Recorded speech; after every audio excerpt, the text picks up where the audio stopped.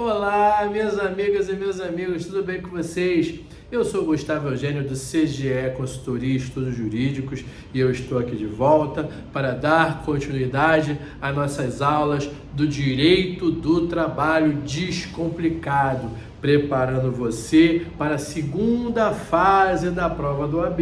E aproveitando que você está se jogando, se debruçando na prova do OAB, você já tem a oportunidade de preparar os seus estudos para a prova do TST.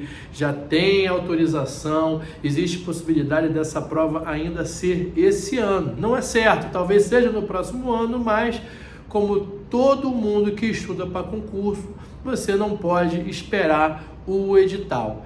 Então, pessoal, você já está nesse estudo de Direito do Trabalho Descomplicado e hoje eu vou conversar sobre diferença salarial com base na Convenção Coletiva de Trabalho. Mas antes de mais nada, pessoal, se você já gostou desse assunto, convenção coletiva, possibilidade de diferenças salariais com base em convenção ou acordo coletivo de trabalho, já aproveita, dá um like nesse vídeo. E outra coisa, você já está inscrito aqui no nosso canal? Se você já está inscrito aqui no nosso canal, você já sabe que toda semana, toda terça e quinta tem conteúdo novo, sempre voltado para direito do trabalho e processo do trabalho. Então, se você ainda não se inscreveu, não perde tempo, se inscreva aqui no nosso canal. Como eu já falei para vocês, aproveita, dá o like e compartilhe esse vídeo com outras pessoas para que elas tenham também acesso a direito do trabalho e processo do trabalho. E com certeza, quando você compartilha esses vídeos, você já está ajudando aqui o nosso canal a multiplicar o nosso conteúdo. Pessoal, essa aula de hoje voltada para diferenças salariais com base em convenção coletiva de trabalho já caiu em segunda fase de prova do OAB. Por isso que eu separei esse conteúdo, porque nós aqui sempre iremos estudar com base em algumas questões de provas passadas. Se eu não me engano, essa prova foi a 31ª da segunda fase.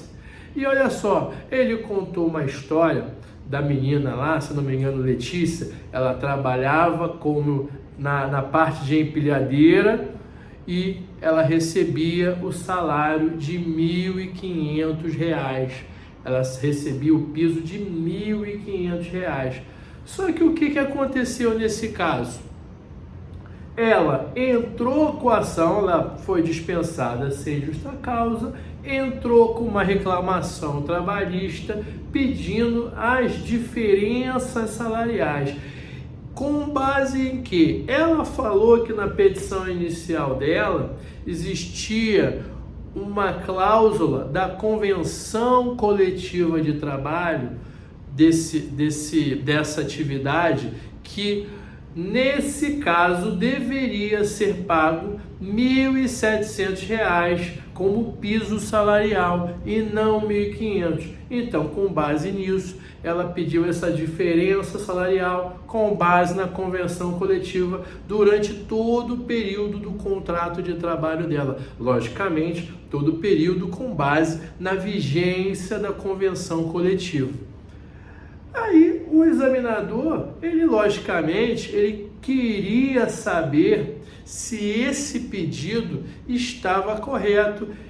E olha só, quando nós conversarmos aqui sobre convenção coletiva de trabalho ou até mesmo acordo coletivo de trabalho, o primeiro local que você, operador do direito, seja estudante, seja advogado ou advogado, você precisa ir para a Constituição da República. Quando nós estamos falando de direitos dos trabalhadores, principalmente nesse caso aqui, acordos e convenções coletivas, você irá lá no inciso 7º da Constituição da República, inciso 26. O artigo 7º, inciso 26 da Constituição da República Federativa do Brasil, nos fala que é reconhecida os acordos e convenções coletivas.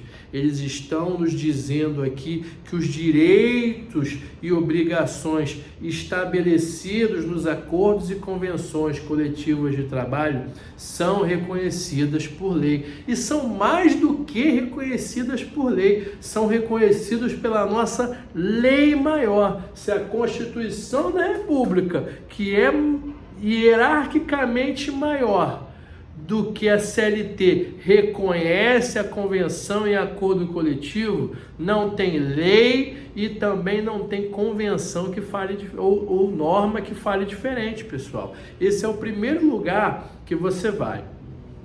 Agora, quando você já conheceu aquele básico do artigo 7º, eu espero que você já tenha estudado bastante esse artigo 7º.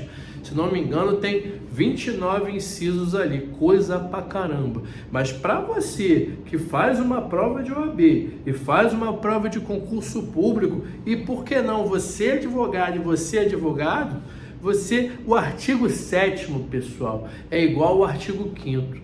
Aí no caso da advogada e do advogado trabalhista, o artigo 7º tem que estar no sangue. Esses dois artigos estarão sempre no sangue, na veia do advogado trabalhista, na veia da advogada trabalhista. Você já foi lá no artigo 7º, já sabe desses preceitos, dessas regras. Agora quando a gente conversa sobre acordo e convenção coletiva, nós vamos para onde? Nós vamos para a CLT, artigo 611. É lógico que antes de mais nada, antes de irmos aqui para o 611A, você certamente já estudou o artigo 611, o artigo 613, por aí vai. Você já sabe o que é um acordo coletivo, você já sabe o que é uma convenção coletiva, quais são as suas características. Então você já ultrapassa esse conhecimento, porque você não pode vir para uma prova sem saber a diferença de acordo coletivo e convenção coletiva. A partir daí, esse gabarito aqui que a prova do OAB queria, ela queria saber o que, pessoal? Ela queria saber se você conhecia o artigo 611A da CLT. É isso que ele queria saber. Porque ele nos falava o seguinte: havia ali um piso salarial estadual e municipal e do Distrito Federal. Esse valor ele foi alterado por conta de tudo isso. E ele queria saber se você sabia a resposta. Temos aqui, pessoal, nesse caso, digamos que a OAB ela foi para alguns até bondosa, porque ela deu duas possibilidades de resposta para você. A primeira possibilidade que ela deu de resposta foi no artigo 611A, inciso 9 da CLT. Esse inciso 9 do artigo 611A, ele fala que cabe diferença salarial por conta de três possibilidades aqui. Remuneração por produtividade. Se você tem remuneração por produtividade, pode ter uma diferença salarial aí, pode ter um acréscimo a seu favor aí. Além disso, também com base nas gorjetas que você receber, também você pode ter ali diferenças salariais. O seu salário ele pode aumentar um pouquinho ali, a sua remuneração, melhor dizendo. Além disso, também tem o desempenho individual. Então, se nessa prova do OAB, se nessa resposta você colocasse o artigo 611A, inciso 9 da CLT, era uma possibilidade de resposta, mas não era a única também não. Seria melhor ainda que você acrescentasse com a segunda possibilidade de resposta que ele nos trouxe. E ele nos trouxe uma fundamentação da Lei Complementar 103 de 2000, cara. Olha só, quando nós temos numa prova duas possibilidades de resposta, eu até aconselho você o seguinte: coloca as duas, porque a gente não sabe, nós não sabemos qual será o gabarito da prova do concurso ou o gabarito da prova da OAB. Você pode muito bem colocar o artigo, essa possibilidade do artigo 611A, e às vezes o gabarito lá está outro. Quando a gente recebe o gabarito de resposta, o espelho de resposta, ele coloca uma informação mas muitas vezes ele quer que você coloque as duas possibilidades. E olha só aqui, só para complementar, ele nos falou o seguinte, ou melhor, você precisa saber o seguinte: quando nós conversamos aqui sobre convenção coletiva, muitas vezes eu tenho que explicar isso até para os meus clientes, para alguns empresários, porque o que acontece? O empresário, ele fala: doutor, a lei não está dizendo que é para fazer determinado pagamento no valor X? Eu digo sim, a lei ela está dizendo isso, mas quando a prova do OAB e como os nossos legisladores nos deram a possibilidade na Constituição da República de convenção coletiva e acordo coletivo, você precisa ter na sua mente o seguinte: por mais que exista a lei, as convenções coletivas podem diminuir a eficácia da lei. Porque quando nós falamos do artigo 611A, tem um princípio ali, negociado sobre o legislado. Guarda essa expressão, princípio do negociado sobre o legislado. Aquilo que você pactuou na convenção coletiva ou no acordo coletivo de trabalho vale mais do que a lei. Porque muitas vezes a empresa fala assim: pô, a lei fala que o salário mínimo é X. Como é que o acordo coletivo ele vai ultrapassar a lei, doutor? Ninguém é mais forte do que a lei. Não é assim que funciona. No direito sempre temos as nossas regras e as nossas exceções. E aqui na Justiça do Trabalho, no direito do trabalho, convenções e acordos coletivos têm maior prevalência sobre a lei. E é isso que você precisa saber. Por isso que ela às vezes acrescenta direitos e tira direitos em favor, logicamente, da coletividade. E isso é, já repito para você, garantido pela Constituição da República. Então não tem o que discutir.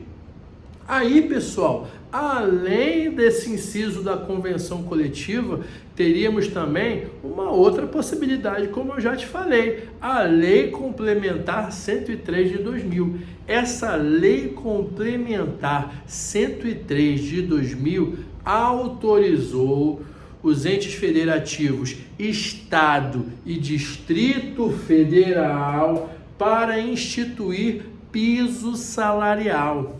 Então, nessa prova, nessa questão, o gabarito era composto de duas possibilidades.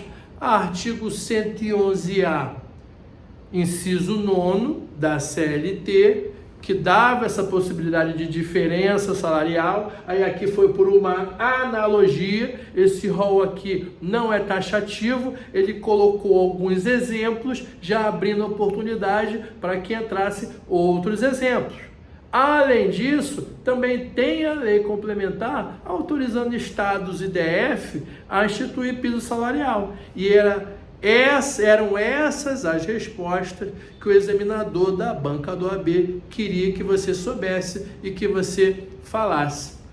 Tudo bem, pessoal? Eu espero que vocês tenham gostado dessa aula, gostado desse vídeo. Peço que vocês deem o like, compartilhem esse vídeo e eu desejo a vocês um grande abraço e até a próxima.